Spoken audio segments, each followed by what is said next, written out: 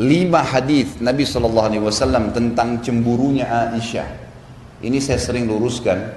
Banyak orang subhanallah menyalahkan Aisyah radhiyallahu anha, ummul mukminin. Aisyah aja cemburu. Salah ini. Kalau ada kasus terjadi di zaman Nabi SAW, kasus yang sedang terjadi ada historinya, maka yang diambil hukum bukan historinya. Final daripada histori itu apa? Apa keputusan Nabi dari kejadian itu? 5 riwayat tentang cemburunya Aisyah. 4 Nabi SAW marahin, tegur, Aisyah minta maaf. Yang 1 Nabi SAW tidak tegur secara langsung, tapi Aisyah pun merasa bersalah. Artinya cemburunya semua tertolak dalam rumah tangga. Jangan cemburu kecuali pelanggaran agama. Kalau yang bukan pelanggaran agama jangan, nggak perlu. Itu merusak konslet. Riwayat pertama, cemburunya Aisyah radhiyallahu anha dengan Khadijah radhiyallahu anha.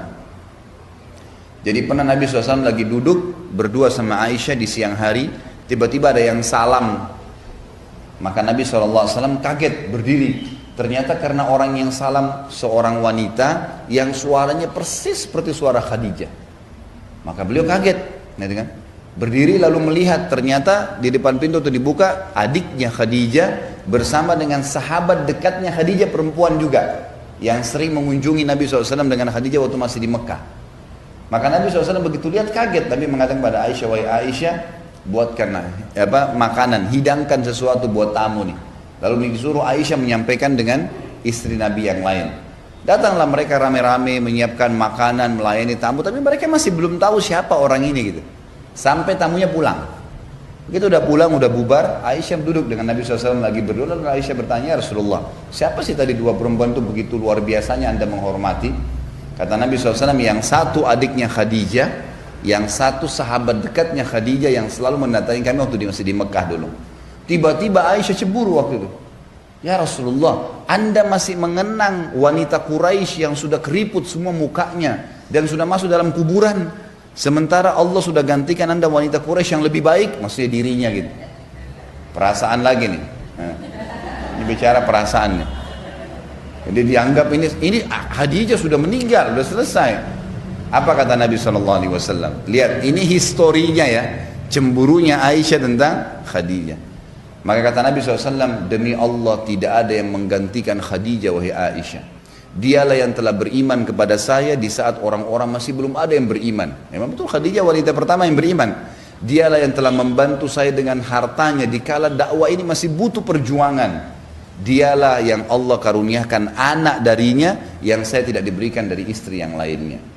Maka Aisyah pun merasa bersalah karena ini hujjah, ini kebenaran. Nabi SAW selalu jawab kebenaran, gitu kan? Maka yang terjadi adalah Aisyah minta maaf. Yang dijadikan hukum apa? Histori cemburunya Aisyah atau teguran Nabi? Hah? Teguran Nabi dong. Sejarah tadi histori tentang Aisyah cemburu tuh nggak bisa dijadikan hukum. Karena Nabi SAW habis itu tegur dan Aisyah minta maaf. Berarti yang jadi hukum apa? Teguran Nabi SAW. Itu ilmunya di situ. Banyak orang salah paham. Aisyah aja cemburu, nggak lihat. Ini historinya, hukumnya penentuan dari Nabi SAW. Kalau Nabi iyakan berarti boleh, kalau Nabi tegur berarti tidak boleh. Berarti tidak boleh cemburu nih, gitu kan? Karena ini memang orang yang pernah terlintas. Misal maaf, ada ibu-ibu nikah sama duda misalnya.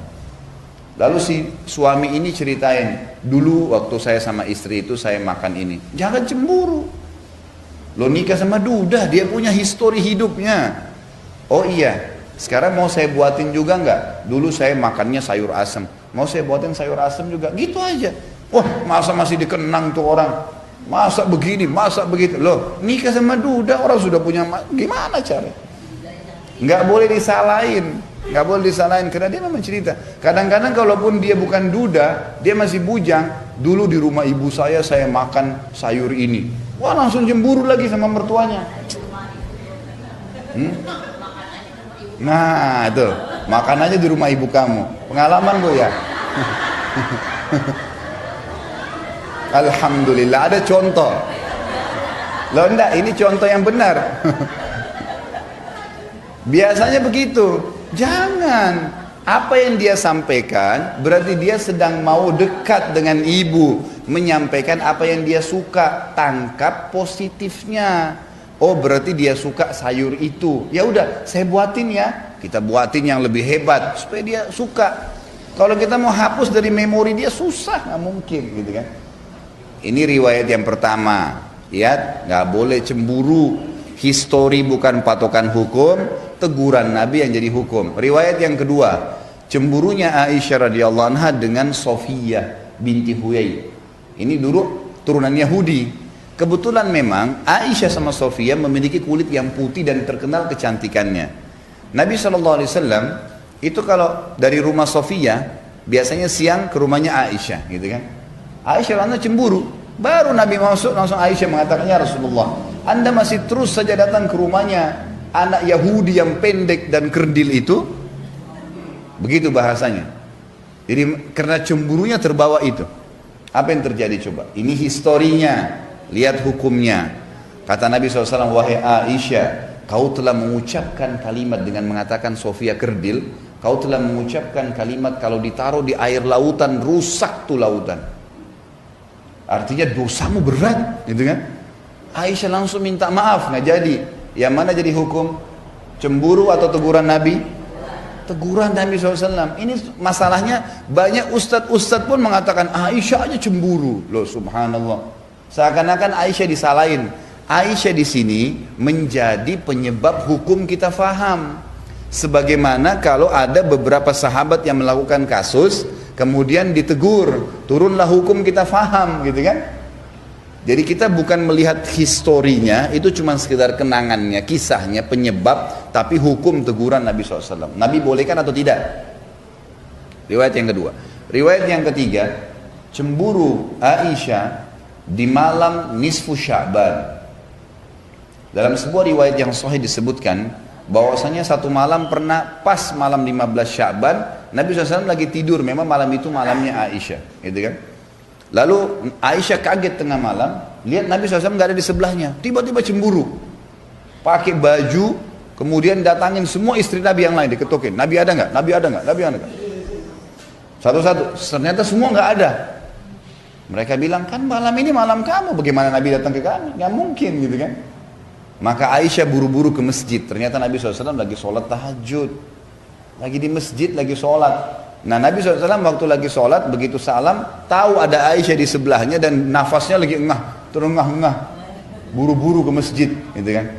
Kata Nabi SAW, wahai Aisyah, kau cemburu lagi. Ini malam nisfu Sya'ban, malamnya sholat malam ini. Aisyah merasa bersalah, gitu kan. Minta maaf, sudah 3 riwayat. Ini cuma 5 riwayat masalah cemburu nih. Tiga-tiganya sudah ditegur. Yang keempat, cemburunya Aisyah radhiyallahu anha dengan Maria. Maria istri yang lain, yang dari Mesir. Maria ini tahu kalau Nabi SAW paling gemar makan madu. Jadi setiap datang ke sana, Nabi selalu dihidangkan madu. Dan kita tahu kalau madu dikonsumsi tidak akan ada bau mulut, gitu kan.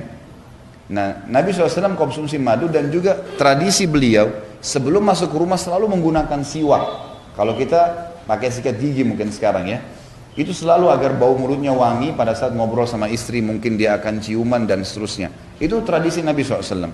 Maka Nabi selalu menjaga. Maka Aisyah tahu kalau ini di rumahnya Maria selalu dikasih madu. Karena Nabi SAW kadang cerita, dia datang ke rumah sebelahnya. Rumah sebelahnya ini Hafsah. Kebetulan orang yang hampir sepadan umurnya, beda 2 tahun 3 tahun sama Aisyah, jadi masih muda juga datang ke situ. Katakan, hai Hafsah, kalau Rasulullah SAW datang nanti di rumahmu, bilang mulutnya bau. Ya. Kata Hafsah, kenapa? Karena dia dari rumahnya Maria makan madu, kamu sama saya nggak punya madu, kita tidak bisa hidangin. Kan itu. Jadi biar Nabi SAW nggak makan madu lagi rumahnya Maria.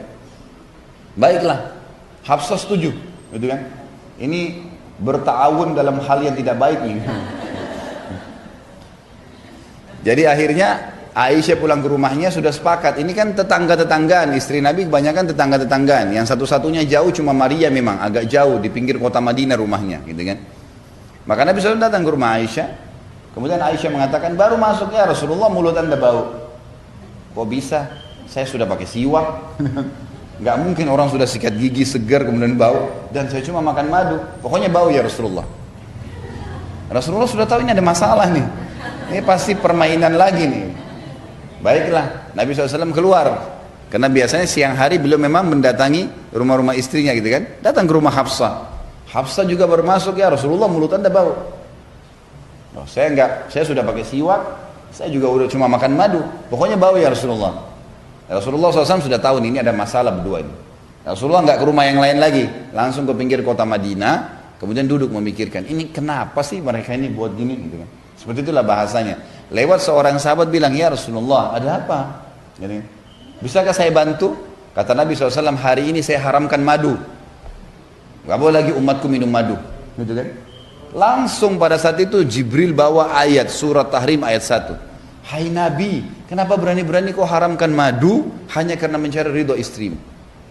Mendengarkan ayat ini turun, Aisyah dan Hafsah minta maaf. Langsung minta maaf. Gak berani lagi. Gitu kan? Yang terakhir ini 4 Ingat, 4 riwayat semuanya permintaan maaf dari Aisyah dan historinya karena cemburu yang salah. Hukumnya adalah teguran Nabi SAW, tidak membolehkannya. Gak ada lagi mulai hari ini cemburu dengan mertua, dengan ipar, dengan perlu. Kecuali pelanggaran agama ya lain. Misalnya dia bergaul bebas, nah itu haram, gak boleh tegur. Ada sembarangan orang telepon yang memang betul-betul bisa berbahaya bagi rumah tangga, itu lain. Riwayat yang kelima adalah riwayat cemburunya Aisyah dengan Ummu Salamah radhiyallahu anha ajma'in. Ummu Salamah ini istri Nabi yang paling tua umurnya. Yang lain semuanya itu tidak tua, gitu kan? Karena semalam ada yang tanya saya di pengajian di Blok M Square itu, Ustaz, katanya kalau ada yang mau menikah lagi, mungkin ini dari ibu-ibu pertanyaannya gitu. Nabi kan menikahnya sama janda-janda tua semua. Jadi kalau suami mau nikah silakan nikah sama janda-janda jelek tuh. Gitu pertanyaan kertasnya. Ini saya bilang sudah jelas nih. Ini dari ibu-ibu. Dan saya sudah tahu bagaimana menangani ibu-ibu ini. Perasaan terus. Saya bilang gini. Riwayat yang kisah yang mengatakan istri Nabi semua tua itu nggak benar. Satu-satunya istri Nabi yang tua hanya Ummu Salamah. Yang lainnya semua masih muda, cuman memang janda, gitu kan? Rata-rata dinikahi oleh Nabi SAW umurnya di bawah 30 tahun semua itu. Khadijah lain, kita sudah meninggal. Khadijah kan waktu di Mekah sendirian, nggak ada madunya Khadijah. Waktu menikah umur 40 tahun.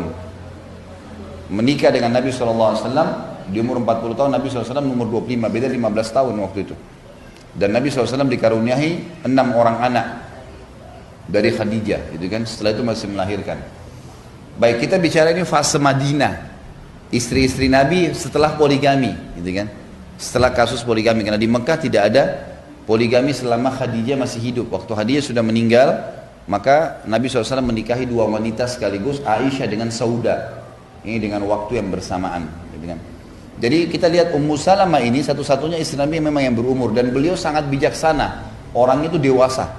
Orangnya sangat dewasa karena sudah berumur. Jadi tidak ada ikut-ikutan dalam kasus cemburu-cemburuan nih, gitu kan.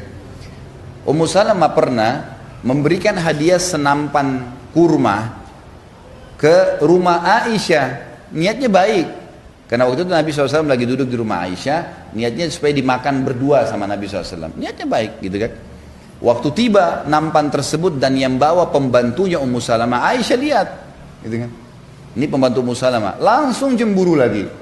Cemburunya ini, masa orang ini sudah tahu waktu saya kok masih mengganggu, padahal sebenarnya dia tidak tangkap nih maksudnya.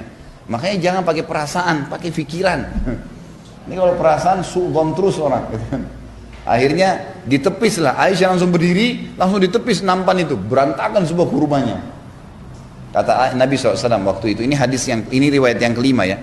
Kata Nabi SAW kepada pembantu Ummu Salamah, pungutlah kurma-kurma ini, ibumu lagi cemburu. Udahlah. Itulah. Akhirnya Aisyah malu sendiri, Aisyah ikut mengumungut kurma itu. Dan akhirnya dimakan juga, gitu kan. Yang jadi hukum yang mana? Histori atau penentuan Nabi SAW. Jadi tidak ada cemburu kecuali pelanggaran agama terjadi. Ini akan lebih meringankan hatinya ibu-ibu. Luar biasa tenang hatinya kalau ini selamat.